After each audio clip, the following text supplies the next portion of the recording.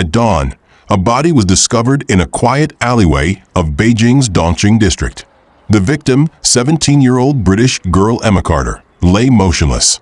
There were no visible wounds, no signs of a struggle. But something was deeply wrong. Her skin pale as bone, her lips drained of all color, her veins empty. Not a single drop of blood remained in her body. Emma had arrived in Beijing just weeks earlier, full of excitement for the adventure of living in a foreign city. Her blog, where she documented her experiences, had been active until the night before her death. But the last entry was chilling. They are watching. They are waiting. And soon they will take me too. The initial assumption was that Emma had fallen victim to an unknown medical condition, but investigators soon noticed disturbing inconsistencies. The lack of blood at the scene, the absence of struggle marks, and the eerie message she had left behind pointed to something far more sinister. Who had Emma encountered in the final days of her life? What had she meant by her final words? And most disturbingly, how had her blood vanished without a trace? This is a case unlike any other. A case that left seasoned investigators searching for answers that defied logic. A case where the truth, once uncovered, was more terrifying than anyone could have imagined. In the next chapter, we will retrace Emma's final days, uncovering the people she met, the places she visited, and the chilling signs that something was hunting her all along. On the evening of August 17th, 17-year-old Emma Carter landed in Beijing with a heart full of excitement and curiosity. She was supposed to begin a new chapter of her life, a temporary relocation with her family that promised adventure and cultural discovery. The British teenager had always been drawn to the unknown, documenting her experiences in a personal blog. But what began as an exploration of a vibrant foreign city would soon turn into a nightmare. At first, Emma was mesmerized by the overwhelming energy of Beijing. The crowded streets, the neon-lit markets, the distant chatter of a language she barely understood. It all felt exhilarating. She quickly immersed herself in her new environment, taking photographs, tasting unfamiliar foods, and wandering through ancient alleyways lined with red lanterns. But as the days passed, Emma began to notice something unsettling. She often felt as if she was being watched. At first, she dismissed it as paranoia, an inevitable feeling when adjusting to a foreign place. Yet the sensation persisted. She would catch glimpses of shadowy figures at the edge of her vision, only for them to vanish when she turned to look. Messages began appearing on her blog, anonymous warnings in Mandarin, cryptic and foreboding. Then she met Lu Mei, a university student in her early 20s. Lu Mei was confident, mysterious, and full of stories about the hidden side of Beijing. She took Emma to places no tourist would ever find. Underground bars, secret night markets, and abandoned temples where strange symbols were carved into the walls. Emma was fascinated, but also slightly uneasy. There was something about Lu Mei, something she couldn't quite place. One night, Lu Mei invited Emma to a gathering in a secluded courtyard, far from the main streets. The people there spoke in hushed tones, their eyes gleaming in the dim candlelight. And among them, Emma saw a man unlike any she had ever encountered. His presence was commanding, his features too perfect, his gaze too intense. He never spoke, but Emma felt drawn to him in a way she couldn't explain. When she returned home that night, the feeling of being watched grew stronger. She locked her bedroom door, her heartbeat quickening. Something was wrong. Something was coming. The next morning, Emma found a single message on her blog. "You should not have met him." As investigators retraced Emma Carter's final days in Beijing, they uncovered a troubling pattern, one that suggested her fate was anything but accidental. Surveillance footage from local cafes and boutique stores showed Emma frequenting the same locations, often alone, but occasionally in the company of a young woman. This woman, later identified as Lu Mei, was a local university student who had befriended Emma shortly after her arrival in China. At first glance, their friendship seemed ordinary, two young women bonding over cultural exchanges and the excitement of city life. However, investigators noted an unsettling shift in Emma's demeanor over time. Through her blog entries and messages to friends back home, Emma initially described Beijing with excitement. She was fascinated by its energy, the contrast between its towering skyscrapers and ancient alleyways. But as the days passed, her writing took on a darker tone. She mentioned feeling watched and spoke of strange encounters that left her unsettled. One post stood out in particular. Dated just a week before her disappearance, Emma wrote, "There's something about this city, something hidden beneath the surface. Lu Mei introduced me to a new circle of friends, and they're different. It's hard to explain. They never talk about their past, and when I ask, they just smile. I feel like I should leave, but I don't know why I'm scared." Investigators noted that this was the last public blog entry Emma made. After this, her online presence became minimal, aside from a few unread messages to her family. Through Lu Mei, Emma had been introduced to an exclusive social circle, a group that met in hidden courtyards and abandoned mansions scattered throughout the city. These gatherings, described by some as elite intellectual salons, were by invitation only. On the surface, they appeared to be cultural discussions, debates on philosophy, history, and literature. But witnesses who had attended these meetings described an unusual intensity, an almost ritualistic aura surrounding them. One anonymous source, a former member, told investigators, "You don't just join this group. They find you. And once you're in, leaving isn't so simple." Emma was drawn deeper into their world. Lu Mei had become her guide, introducing her to Jiang Wei, the enigmatic leader of the group. Described as charismatic and highly intelligent, Jiang Wei was an influential figure with no verifiable past. His name did not appear in university records, public databases, or even government archives. Security footage from a tea house showed Emma in conversation with Jiang Wei on multiple occasions. In each video, she appeared engaged but visibly uneasy. In the last known footage of her, dated 2 nights before her disappearance, Emma is seen arguing with Lu Mei outside a dimly lit alleyway. Witnesses reported hearing Emma say, "I don't want to do this anymore. Something is wrong with them." This confrontation was the last time anyone outside the group saw Emma Carter alive. Emma's parents, growing concerned over her silence, attempted to reach her multiple times. Their messages went unanswered. Friends noted that her usual lively social media presence had vanished. It was as if she had withdrawn completely. Investigators recovered a half-finished draft from Emma's blog that had never been published. In it, she wrote, "They know everything. Where I go, who I talk to, what I say. I don't know how, but they do. If anything happens to me, tell them to look at Lu Mei. Tell them to find Jiang Wei." But by the time anyone could ask Lu Mei or Jiang Wei about Emma's whereabouts, both had already disappeared. Emma Carter's disappearance had become more than just an investigation. It was now a race against time. Every new clue hinted at something darker lurking beneath the surface. Authorities scoured the city for Lu Mei and Jiang Wei, the last known people to have seen Emma alive. But their names led to dead ends. No official records. No family connections. No digital footprint. It was as if they had vanished into thin air. Then came the breakthrough. A small tea house owner, located near the site of Emma's last known argument with Lu Mei, came forward. She had overheard their conversation that night and provided a chilling detail. The foreign girl was scared. She kept saying, "I don't want to be a part of this anymore." And the other girl? She just kept repeating one thing. It's already decided. Emma had been trying to escape. But from what? Investigators knew they were close to uncovering something truly sinister. Emma had been trying to escape, but escape from what? Then a chilling clue emerged. One of Emma's classmates at the university, an exchange student from Germany, approached authorities with a strange voice recording.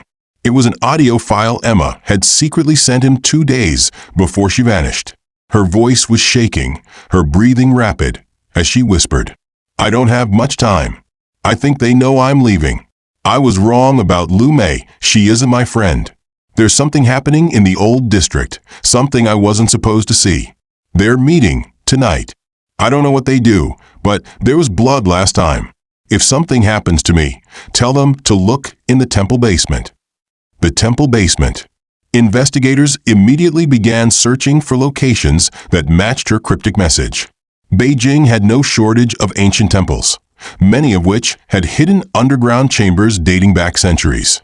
But finding the exact location she was referring to was like searching for a ghost. Until they found the hidden doorway.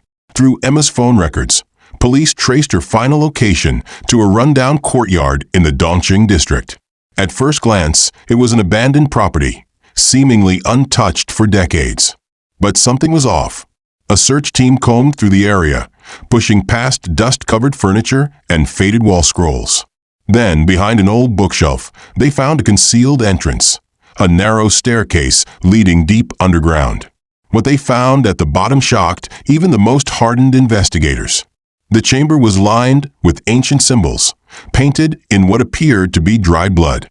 The air was thick with the metallic scent of iron. In the center of the room stood a large, circular stone table, its surface covered in deep grooves that suggested something had been drained there. And then came the discovery that confirmed their worst fears. In the far corner of the room, tucked behind a tattered red curtain, they found Emma's missing belongings, her backpack, her passport, and the journal she had been using to document her time in Beijing.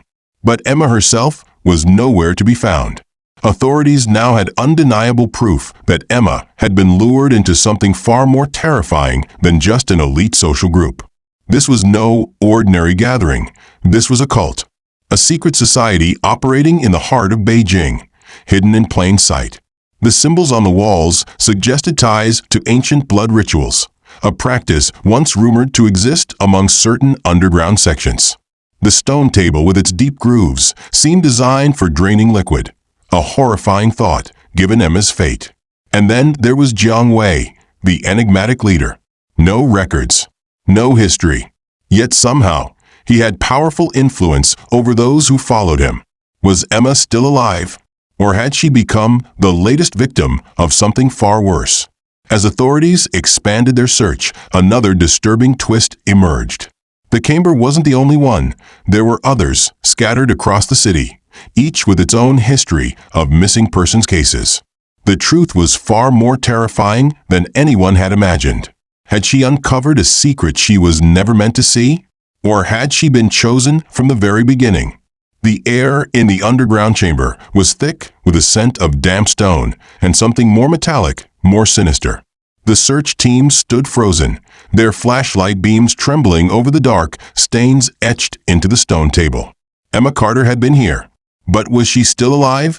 Authorities expanded their investigation, scanning weeks of surveillance footage from the surrounding areas.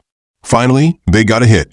At 2:17 a.m. on the night of her disappearance, a blurry figure was seen dragging something heavy through a narrow alleyway near the hidden temple entrance. The figure was wearing a long dark robe, its hood obscuring the face. Behind them, barely visible, was a second figure, Emma. She wasn't resisting. She wasn't running. She was walking willingly. Investigators played the footage over and over, searching for clues.